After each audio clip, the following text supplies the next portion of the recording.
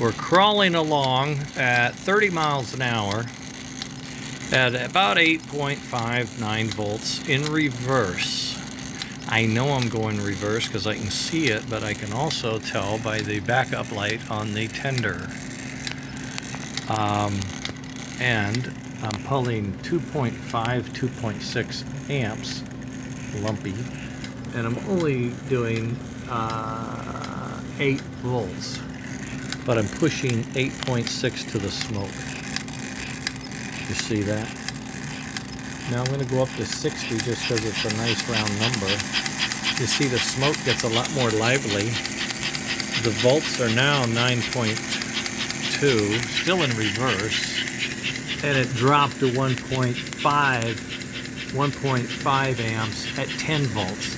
So what we did earlier was we converted amps to volts to volts in order to get the 9 volts out for the smoke to have okay smoke at 30 miles an hour.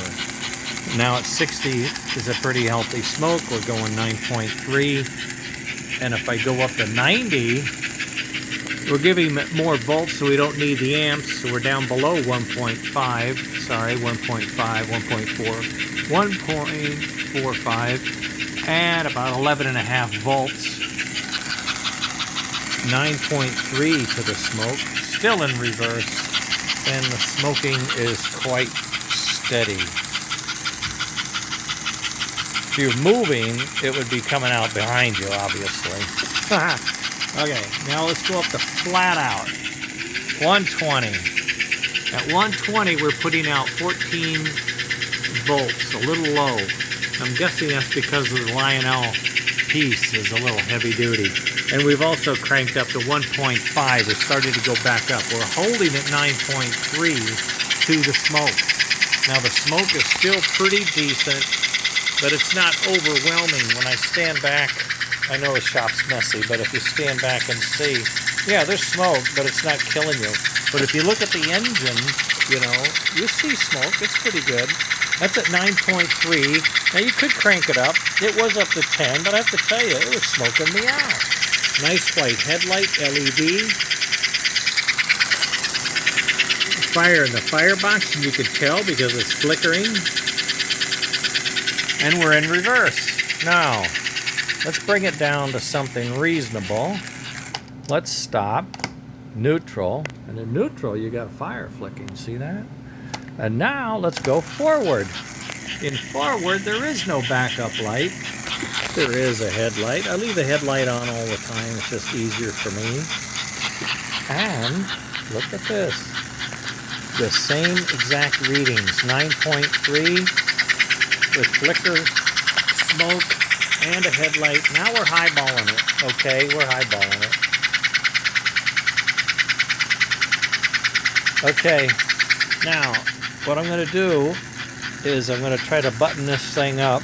I think I've adjusted it. That's why I like it. You can change it, or whoever buys this can change it.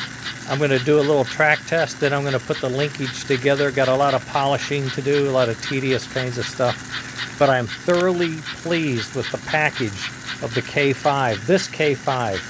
And the magnet has been changed. It's an upgraded permanent magnet, heavy duty. It's got a lot of poop.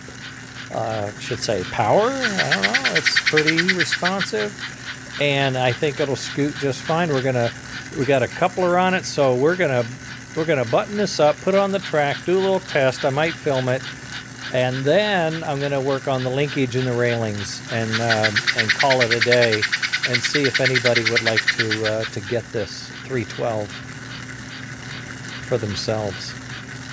If you have a 312, you tell me. Just run pretty good or not.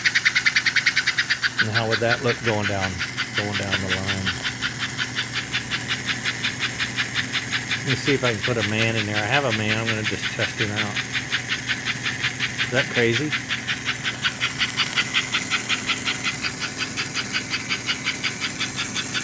And there's holes up there for some handles and a lever for a throttle. And you can use decals or something for the paint, or you can customize that boiler cover, whatever you want. But the deal is, it's hiding the motor. I would probably rub it with a little bit of silver to get some highlights on it so it looked more worn, and maybe some brass piping in and out to look like copper lines. We'll have to paint those screw holes because we're not going to use those screw holes. We're going to go down underneath with the, oh here, let me, I'm still in magnifying mode. There we are. We're going to go down underneath with our wiring, and I'm going to bring it up a little neater than that, but that's kind of the idea. Okay, there it is. 312. Smoking, chuffing. Nice bright light. Just sitting on a ball of tape, so I don't have the front.